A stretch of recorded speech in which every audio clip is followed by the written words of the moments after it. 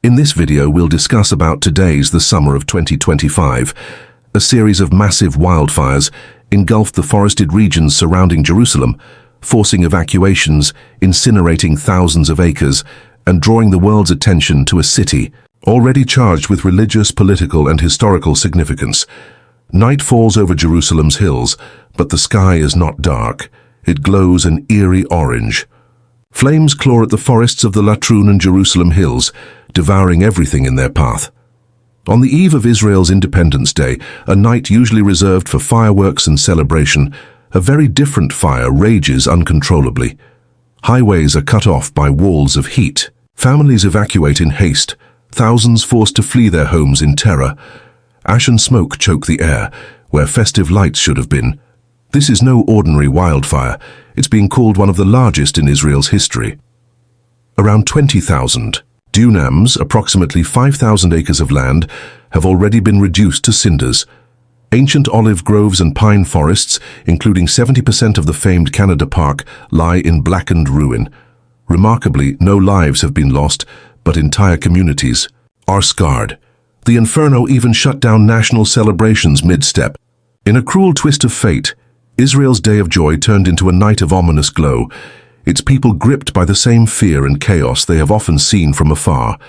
As sirens wail and firefighting planes drone overhead, questions ignite alongside the flames. What is this fire? A freak accident of drought and wind, or something more? In the streets and on social media, a startling narrative emerges. To some, these flames feel almost biblical, a divine strike at the heart of the Holy Land. Whispers grow. Is this raging wildfire a mere natural disaster? Or could it be a sign, perhaps even retribution? In Islam, natural disasters have never been seen as merely random. The Quran calls such events ayat, signs meant to make us reflect and return to righteousness.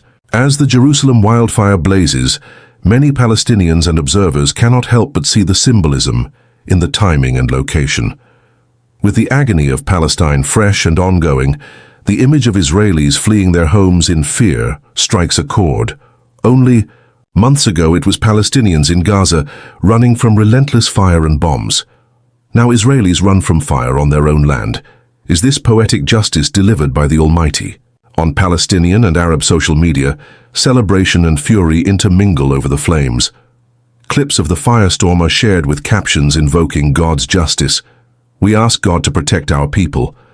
May these fires confuse the occupiers, one post declares. Another, echoing the sentiment of many who have witnessed the suffering in Gaza, proclaims, "In the name of Allah, the Avenger, the Almighty," as if to credit the Avenger for this blaze. Lebanese journalist even wrote bluntly, "May God burn them as they burn the people of Gaza and their tents." Her words drip with pain and vengeance, recalling how Gaza's civilians were engulfed in fire and brimstone not long ago. Now Israeli townspeople taste the dread of encroaching flames, and some observers cannot help but rejoice at the reversal of fortune. Scenes of thousands of Israelis fleeing the wildfires, a Gazan journalist posts, painting the exodus as a karmic spectacle. To the oppressed, it feels as if the cries of beleaguered Palestinians, the mothers wailing over children lost, the families whose homes were reduced to rubble and ash, have been heard by the heavens at last. Could it be that these sweeping flames are an answer to those cries?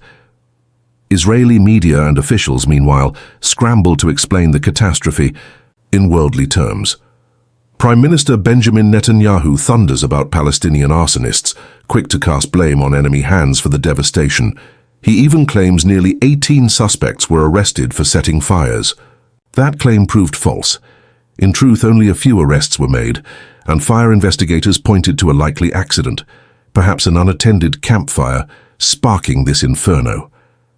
Other voices urge caution. Israel's president notes that climate change and extreme drought are making such disasters more frequent. For many Israelis, it's simply a natural tragedy, a test of emergency services and national resilience, not a matter of divine judgment. But across the divide, in the hearts of the oppressed, the timing is hard to ignore. This fire erupted on the anniversary of Israel's founding, a day Palestinians mourn as Nakba, catastrophe, What should have been fireworks in the sky became a blaze on the ground. Tens of thousands of settlers have been forced to flee under siege. One Palestinian commentary jeered, noting the irony of Israelis feeling besieged by nature on their celebratory night. And as if to drive the point home, the flames raged right along Highway 1, the historic road linking Jerusalem and Jaffa, effectively cutting off the heart of Israel. Coincidence? Or are these flames writing a message in the smoke for all to see? Islam teaches that injustice, zulm, is a poison that never goes unanswered. The Quran and Hadith make one truth clear. Allah may give wrongdoers time, but He never forgets their deeds. Do not ever think that Allah is unaware of what the oppressors do. He only postpones them until a day when eyes will stare in horror, the Quran warns. In other words, God's justice may be delayed, but it is never denied. Every act of tyranny, every drop of innocent blood is being recorded, and retribution will come sooner or later. The Prophet Muhammad reinforced this in a powerful hadith. He said, Allah gives respite to the oppressor, but when He seizes him, He never releases him. Think about that. Divine patience is not forgiveness of injustice. It is only a delay, an opportunity for the tyrant to repent, or else to dig his own grave deeper. But when that allotted time is up, Allah's grasp is firm and inescapable. After reciting those words, the Prophet then recited the Qur'anic verse, "Such is the seizure of your Lord, when He seizes the towns while they are doing wrong. Indeed, His seizure is painful and severe. The imagery is chilling. A city steeped in oppression may thrive for a while, but when God's decree comes, His punishment can consume it whole, painful, severe, and unstoppable." History, as told in the Quran, is replete with examples of oppressive peoples who were utterly destroyed once their time ran out.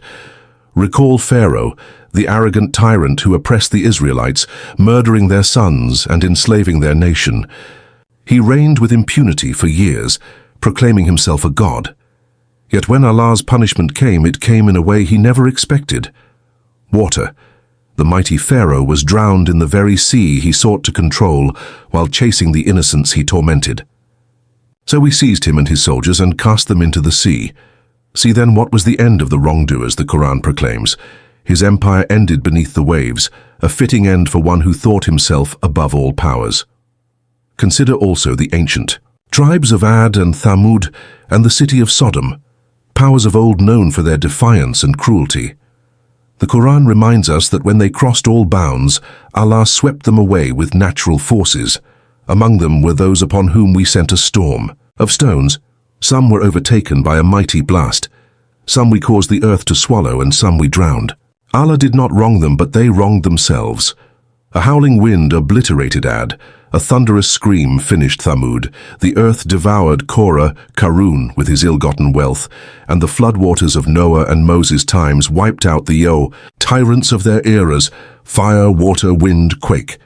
To the believer, these are not aimless forces. They are instruments of Allah's will, unleashed when a people's oppression and corruption reach a tipping point. Each destroyed community serves as a warning sign hanging in history's gallery. This is what becomes of the arrogant and unjust. As the Quran says, it was not Allah who wronged them, rather they wronged themselves. Every nation writes its own fate through its deeds.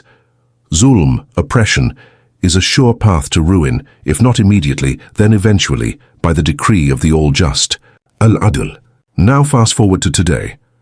The plight of the Palestinians, be it in Gaza under bombardment or in the West Bank under daily humiliation, weighs heavily on the collective Muslim conscience. For decades they have endured dispossession, blockade, and bloodshed, while much of the world turns a blind eye. Their du'as, prayers, rise to the heavens day and night, seeking justice, seeking help when no help seems forthcoming on earth. And the Prophet Muhammad gave a dire warning about these prayers. Beware of the supplication of the oppressed, for there is no barrier between it and Allah. No barrier, meaning the cry of the oppressed goes straight to God's throne, even if uttered by a sinner, even if by a non-believer. Those prayers will be heard, their agony will be answered in some form at some time. How many oppressed souls among the Palestinians have whispered, with tears in their eyes and fire in their hearts, "Oh, Allah, do not let the oppressors escape your justice." How many mothers who lost their children? How many fathers who lost their homes have pleaded for divine intervention? In Islamic belief, these pleas matter. The wheel of fate may turn slowly, but it turns with divine precision. When the cup of injustice overflows, Allah's anger can manifest in astonishing ways. A story from our tradition illustrates this well. It is said that long ago the children of Israel faced a terrible 7-year drought. Starvation loomed. In desperation, they climbed to hilltops, raising their hands in fervent prayer for rain. Yet no relief came. Allah then revealed to their prophet the shocking reason why, even if they stretched their hands to the sky until their tongues dried out, God would not accept their prayers until they returned the rights of the oppressed among them. Oppression had sealed the heavens shut. Only justice could open them again. Such is the gravity of zulm. It can bar even the prayers of an entire nation from being answered until the wrongs are made right. So what of today? One cannot help but draw a parallel. If a society oppresses a vulnerable population in its midst or next door and largely turns a blind eye, could it be that they invite calamity upon themselves?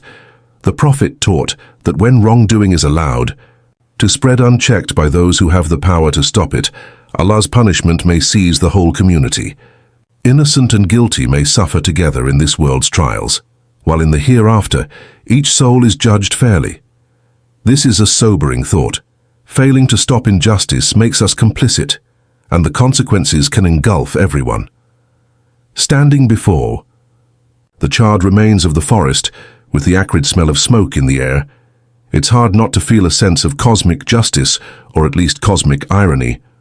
The Holy Land, a land of prophets, a land that has seen divine wrath and divine mercy in equal measure, is burning again, and it burns at a time when human injustice is also at a peak. We must be careful. As Muslims, we cannot definitively declare that this disaster is a punishment for that sin. Only Allah knows the unseen truth of why He wills anything to happen. Calamities can be tests that elevate the righteous, or warnings to jolt the heedless, or even a punishment for the corrupt. Often they are all three at once. No human can point to a specific event and say with certainty, this is Allah's punishment for X. Yet we are urged to reflect and not dismiss such signs as meaningless. The Quran pointedly asks, do they not see that they are tried once or twice every year? Yet they do not repent, nor do they remember. An appeal to ponder events that befall us and turn back to God before a greater reckoning. So let us reflect. Oppression has a cost. The treatment of Palestinians, the blockade of Gaza, the expulsions, the killings. This is a grave injustice that cries out for accountability. Perhaps the wildfire in Israel is a mere coincidence of weather and negligence, but perhaps it is also a reminder that the land itself will not remain silent in the face of oppression, that even the trees and stones, by the permission of Allah, can become agents of divine will. Today, it is forests and fields burning. Tomorrow, it could be something far worse. Wallahu alam, and Allah knows best. What we do know is that no oppressor escapes forever. The gears of Allah's justice might turn slowly from our perspective, but when they catch up, there is no escape. As one Muslim thinker put it, the mills of God grind slowly, but they grind exceedingly fine. For those who have suffered, there is both a warning and a comfort here. The warning, do not rejoice in suffering lightly, even the suffering of your oppressor, lest injustice taint your own heart. And the comfort, Allah has heard your cries, justice will come. If not through this fire, then in time, for your Lord has said, I am ever watchful. The Quran reminds the oppressed believers of a promise made even in Pharaoh's time. We wanted to favor those who were oppressed in the land and make them leaders, and make them inheritors of power. In other words, the story does not end with the tyrant's triumph. If you are oppressed today, have faith.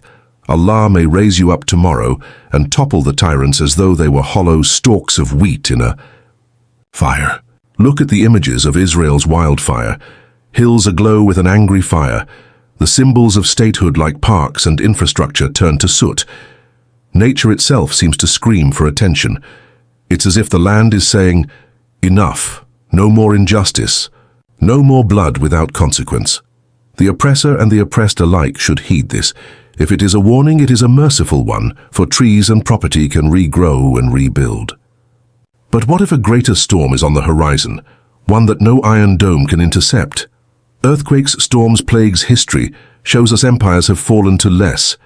In the end, whether this wildfire was set by a careless hiker, a militant's match, or kindled by the angels on God's command, the lesson remains the same. We must confront the injustice in our world.